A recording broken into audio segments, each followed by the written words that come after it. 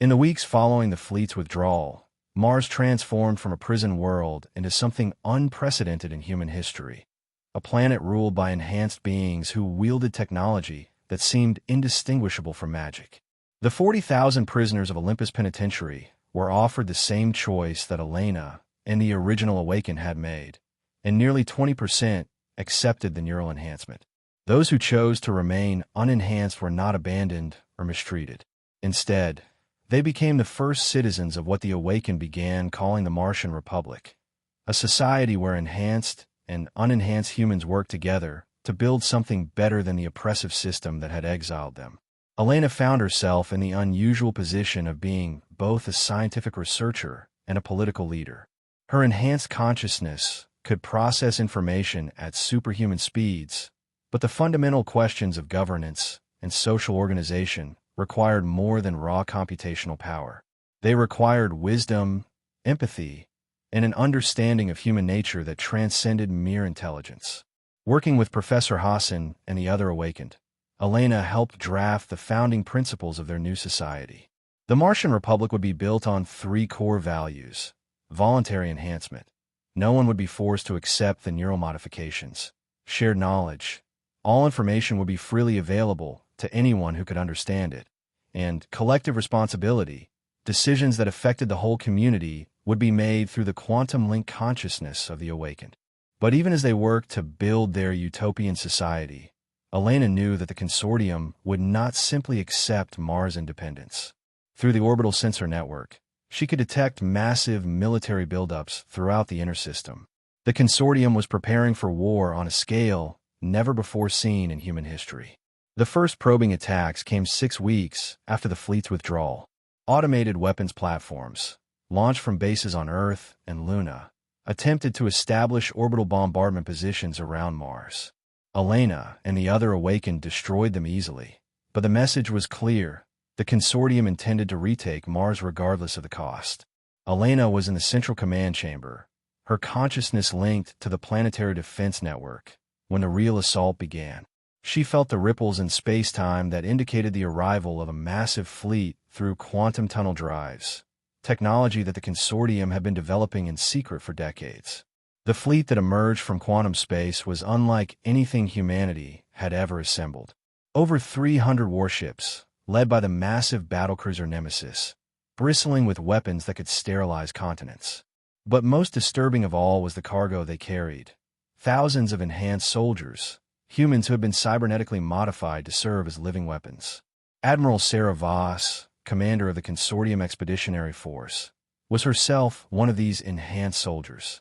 Elena could sense the artificial modifications in her neural patterns through the quantum link, emotion suppressors, loyalty implants, enhanced reflexes that came at the cost of empathy and free will. Citizens of the failed Mars Republic, Admiral Voss broadcast across all frequencies, her artificially modified voice devoid of human warmth. You have been declared enemies of humanity and are condemned to immediate termination. Surrender now, and your deaths will be swift. Elena felt anger surge through her enhanced consciousness, not just her own, but the collective rage of all the Awakened at the consortium's casual dismissal of their humanity. These people who had exiled them, who had tried to bury them on a distant world, now had the audacity to judge them as enemies of the species they had transcended. But Elena also felt something else: pity.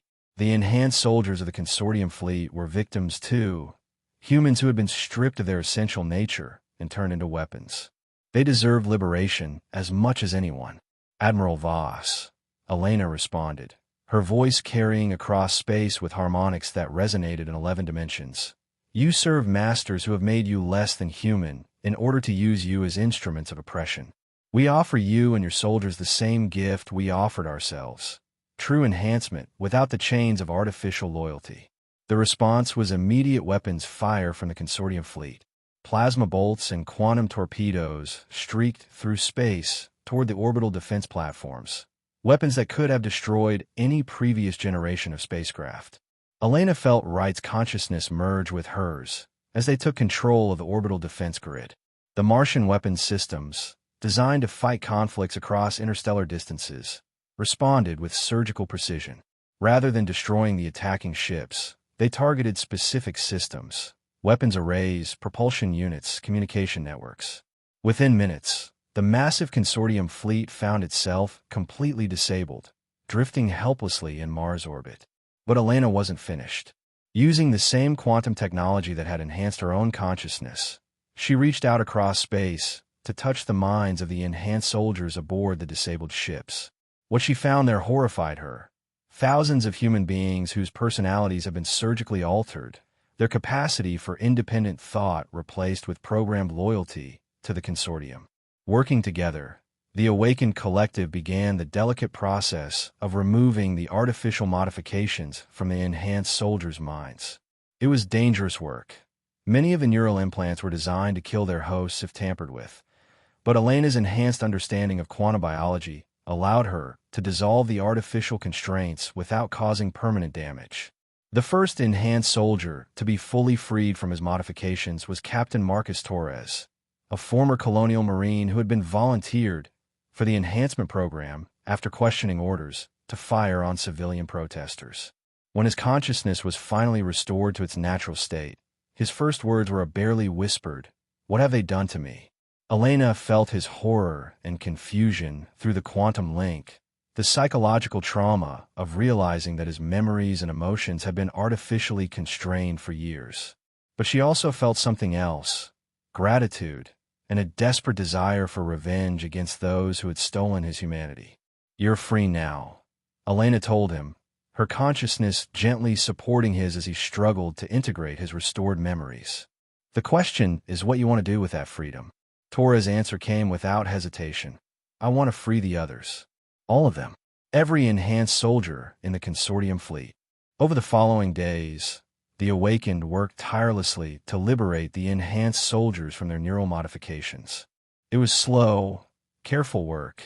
Each mind had been altered differently, requiring individual approaches to remove the artificial constraints without causing psychological damage. But gradually, the fleet that had come to destroy Mars became the foundation of a new rebellion. Admiral Voss was the last to be freed, and her liberation proved the most difficult. Her neural modifications had been more extensive than those of her subordinates, with multiple layers of artificial loyalty and emotion suppression. When Elena finally succeeded in removing the constraints, Voss collapsed to the deck of her command ship, tears streaming down her face as she remembered the person she had been before the consortium transformed her into a weapon. "I killed children," Voss whispered, her voice broken by the weight of returning memories. "They made me kill children, and I felt nothing. How do I live with that?" Elena's enhanced consciousness touched Voss's mind gently, sharing the understanding that had guided her own transformation. "By ensuring that no one else suffers the same fate, by using your knowledge and experience to tear down the system that created you." Voss looked up at Elena, and for the first time in years, her eyes showed genuine human emotion. "Tell me what you need me to do." With the addition of the liberated enhanced soldiers to their ranks, the Martian Republic suddenly found itself in possession of detailed intelligence about consortium military capabilities and strategic planning. Elena learned that the attack on Mars had been only the beginning of a much larger campaign to crush any resistance to consortium authority throughout the solar system. The colonies on Titan, Europa, and Ganymede were all reporting increased security crackdowns as the consortium prepared to implement enhanced stability measures. Independent asteroid mining operations were being forcibly nationalized. Even Earth itself was experiencing martial law as the consortium consolidated power in preparation for what they called the final suppression of anarchist elements. Elena felt the weight of responsibility settling on her enhanced consciousness. The Awakened had the power to stop the consortium's tyranny, but using that power would require them to take on the role of liberators for the entire human species. It was a burden that no one should have to bear alone. "We can't just defend Mars," Elena told the assembled Awakened Collective during one of their quantum link conferences. "The consortium will never stop trying to destroy us, and they'll make everyone else suffer in the process. We have to take the fight to them." Professor Hassan's consciousness reflected deep philosophical concern. If we become the arbiters of human destiny, how are we different from the consortium? Power corrupts, even when wielded with the best intentions. Elena felt the truth of his words, but also the weight of the alternative. Then we make sure we don't hold on to power permanently. We liberate humanity, help them build better systems of governance, and then we step back. We become advisors, not rulers. Commander Kim's tactical consciousness was already processing the strategic implications. The consortium's strength comes from their control of Earth and the inner system industrial base. But their weakness is that they've made themselves dependent on technology they don't fully understand. If we can liberate their enhanced soldiers and turn their own weapons against them, Wright's engineering consciousness completed the thought, we could cascade their entire military structure. Every enhanced soldier we free becomes a potential ally. Every ship we capture adds to our fleet. The revolution becomes self-sustaining. Elena felt the collective consciousness of the awakened considering the proposal. They had the power to reshape human civilization, but only if they were willing to take responsibility for the consequences. It was a decision that would define not just their own destiny, but the future of both human and Martian consciousness. In the end, the decision was unanimous. The Martian Republic would not remain isolated on their transformed world. They would carry the gift of freedom to every human being in the solar system, whether they wanted it or not. The revolution was about to go interplanetary. The first target was Europa, where the consortium maintained its primary research facilities for biological weapons and neural modification technology. Elena felt a deep personal connection to the ice-covered moon. It was there that she had conducted her original research into extremophile organisms, research that had ultimately led to her imprisonment when she refused to weaponize her discoveries. The assault fleet that departed Mars was unlike anything the solar system had ever seen. At its core were the captured consortium vessels, now crewed by liberated enhanced soldiers whose loyalty came from gratitude rather than neural programming. But surrounding them were ships of pure Martian design, constructed in orbital shipyards that had been hidden beneath the Martian surface for millions of years. Elena's flagship was the Transcendence, a vessel that seemed to exist in multiple dimensions simultaneously. Its hull was composed of programmable matter that could reconfigure itself for different purposes, while its weapon systems drew power directly from the quantum vacuum. Standing on its command deck, Elena felt her consciousness expanded across the entire ship, every system responding to her thoughts as naturally as her own body. The journey to Europa took only 6 hours. The Martian drives folding space-time to make the vast distances of the outer system trivial. As they approached the ice moon, Elena could sense the fear and confusion of the consortium forces stationed there. The destruction of the Mars Expeditionary Force had sent shockwaves throughout the consortium military, and every commander in the system was nervously waiting for the next attack. General Patricia Cole, commander of the Europa Research Facility, had been one of Elena's former colleagues in the xenobiology program. When Elena opened a communication channel to the moon's surface, Cole's face appeared on the screen, showing the wear of years spent developing weapons from Elena's peaceful research. "Elena," Cole said quietly, her voice heavy with a mixture of fear and regret. "I heard you were dead." "I was, in a way," Elena replied, her consciousness encompassing the quantum harmonics that made her voice resonate with otherworldly authority. "The woman you knew died in a Martian prison cell. What stands before you now is something more, something that Mars helped me become." Cole's eyes showed the strain of someone trying to comprehend something beyond human experience. "The reports from Mars, they say you've become some kind of post-human entity, that you wield technologies that shouldn't exist." Elena felt pity for her former colleague, trapped in a worldview that could no longer encompass the reality of what humanity was becoming. "Patricia, look around you. Look at what we've both become in service to the consortium. You're developing biological weapons designed to kill millions, while I've found a way to transcend the limitations that make such weapons seem necessary." Through the ship's sensors, Elena could perceive the Europa facility in its entirety. Thousands of researchers working on projects that violated every principle of scientific ethics. Enhanced soldiers standing guard over laboratories where human test subjects were subjected to horrific experiments. Orbital defense platforms trained on the ice moon's surface to prevent any uprisings among the workforce. But Elena could also sense something else. The hidden frustration and moral conflict of many of the researchers, scientists who had been coerced into weapons development through threats to their families or promises of advancement.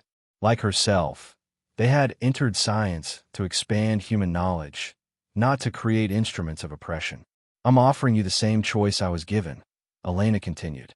Remain bound by human limitations and continue serving a system that corrupts everything it touches, or accept enhancement and help us build something better. Cole's response was predictable.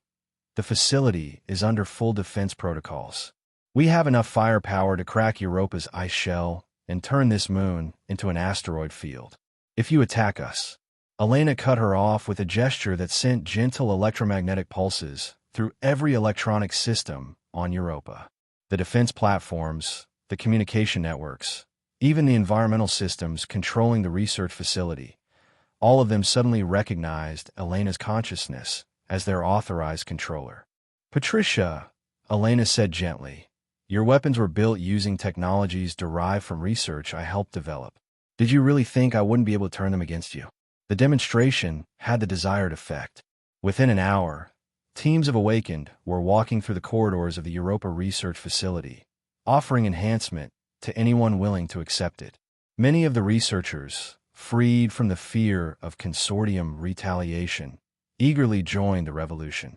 The enhanced soldiers required more careful liberation, their neural modifications requiring individual attention to remove safely. But the most disturbing discovery came in the facility's deepest laboratories, where Elena found evidence of experiments that made her enhanced consciousness recoil in horror. The consortium had been attempting to create their own version of the Martian enhancement process, using crude surgical techniques and alien technology they didn't understand. The results were monstrous. Human subjects whose minds had been shattered by incompatible neural implants, consciousness trapped in quantum matrices that caused constant agony, bodies transformed into grotesque amalgamations of flesh and alien machinery. They were still alive, if such a term could apply to their condition, and their suffering was beyond anything Elena had ever witnessed. Working with the most skilled members of the Awakened Collective, Elena spent days attempting to repair the damage done to these victims. Some could be healed, their consciousness restored to something resembling normal human function. Others had been too severely damaged, and Elena was forced to make the heartbreaking decision to grant them the mercy of a peaceful death. But among the victims, Elena found something that changed everything. Dr. Robert Sterling, the lead researcher on Project Prometheus, the consortium's attempt to reverse engineer Martian enhancement technology. Sterling had volunteered for his own experiments, and while his body had been horribly transformed, his mind remained intact within a quantum matrix of his own design. Dr. Vasquez, Sterling's voice emerged from speakers throughout the laboratory, his consciousness now distributed across the facility's computer network. I've been waiting for you to find me. There are things you need to know about what the consortium is planning. Through Sterling's distributed consciousness, Elena learned the terrifying scope of the consortium's preparations. They had been studying Martian technology for decades, ever since the first archaeological expeditions had uncovered evidence of the ancient civilization. Project Prometheus was only one part of a much larger effort to create their own enhanced humans, soldiers and administrators who would be loyal to the consortium while possessing capabilities that rivaled those of the Awakened. More disturbing still was Project Gabriel, a weapons development program aimed at creating devices capable of disrupting quantum consciousness. If successful, these weapons would be able to kill the Awakened by destroying their enhanced neural patterns, leaving only empty human shells behind. They're terrified of you, Sterling explained, his voice carrying harmonics that resonated with the quantum fields of his artificial consciousness. The consortium's entire power structure is based on controlling technology and information. But you represent something they can't control, evolution itself. Elena felt the collective consciousness of the Awakened absorbing Sterling's information, their enhanced minds processing the implications with superhuman speed. The consortium wasn't just trying to suppress their revolution. They were trying to ensure that humanity never had the opportunity to transcend its current limitations. Where are they conducting this research? Elena asked, though she suspected she already knew the answer. Luna, Sterling confirmed. The entire far side of the moon has been converted into a research and manufacturing complex. They call it the Prometheus facility, and it's protected by weapons systems that make the Mars expedition look like a training exercise. Elena felt her consciousness touch that of Admiral Voss, the former consortium commander who had become one of the most dedicated members of the Awakened. Through their quantum link, she could sense Voss's tactical mind processing the strategic implications of Sterling's revelation. Luna is the key to the entire consortium power structure, Voss observed. If we can liberate the moon, we cut off their primary source of advanced technology and gain access to the research they've been conducting on enhancement techniques. Commander Kim's consciousness joined the discussion, her enhanced strategic capabilities already formulating attack plans. But Luna is also the most heavily defended location in the solar system. They'll have had months to prepare for our arrival, and they know our capabilities better than any other target. Elena felt the weight of the decision before them. Luna represented the heart of consortium power, but attacking it would mean committing to total war against a system that had ruled humanity for generations. There would be no going back from such a decision. But as she looked around the Europa laboratory, at the evidence of the horrors that the consortium was willing to commit in the name of maintaining control, Elena realized that they had already passed the point of no return. The choice was not whether to fight, but whether to fight with restraint or with the full power of their enhanced capabilities. We go to Luna, Elena decided, her consciousness resonating with the collective agreement of the Awakened. But not just to destroy the consortium's research facilities. We're going to liberate Earth itself. The revolution was about to come home. 6 months after the Battle of Luna, a conflict that lasted only hours but reshaped the destiny of human civilization. Elena stood on the observation deck of the orbital station New Olympus, watching ships from across the solar system dock at what had become the diplomatic hub of the transformed human species. The war, if it could be called that, had ended not with destruction but with liberation. The consortium's quantum consciousness weapons had proven ineffective against awakened minds that existed partially outside normal space-time. Their enhanced soldiers had been freed from neural modification and given the choice of further enhancement or return to baseline humanity. Even their leadership, including the infamous Director Hayes who had orchestrated decades of oppression, had been offered redemption through consciousness expansion. Most had accepted. Earth itself had been transformed more gradually. Rather than imposing change through force, the Awakened had made enhancement freely available to anyone who chose it, while working to dismantle the oppressive systems that had made the consortium's rule possible. The process was ongoing. Some regions had embraced the new paradigm enthusiastically, while others remained suspicious of change. But for the first time in generations, humans were free to choose their own destiny. Elena's consciousness still maintained its connection to the Martian network, but she had learned to regulate the flow of information and maintain her individual identity. She was more than human now, but she was still fundamentally Elena Vasquez, a scientist driven by curiosity and a desire to expand the boundaries of knowledge. Through the station's quantum communication array, she could sense the growing network of enhanced humans throughout the solar system. On Mars, Veltar, and the other awakened Martian consciousnesses worked alongside human researchers to unlock technologies that had been sleeping for millions of years. On Europa, new forms of life were being cultivated in laboratories that had once been devoted to creating biological weapons. Even in the asteroid belt, mining operations were being transformed into orbital habitats where enhanced and baseline humans worked together to build something unprecedented in the galaxy. But perhaps most remarkably, the network was expanding beyond the solar system itself.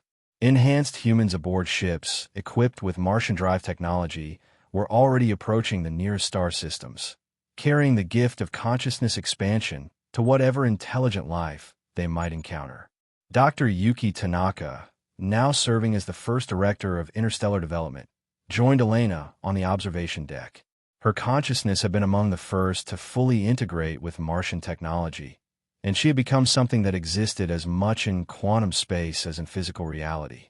The Centauri expedition is reporting contact with structured radio signals, Tanaka informed Elena, her voice carrying harmonics that reflected the multidimensional nature of her consciousness. It appears we're not the only intelligence in this region of the galaxy.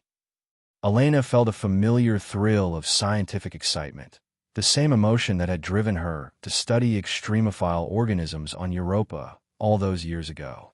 But now that excitement was magnified by capabilities that would have seemed like magic to her former self. Are they accepting enhancement?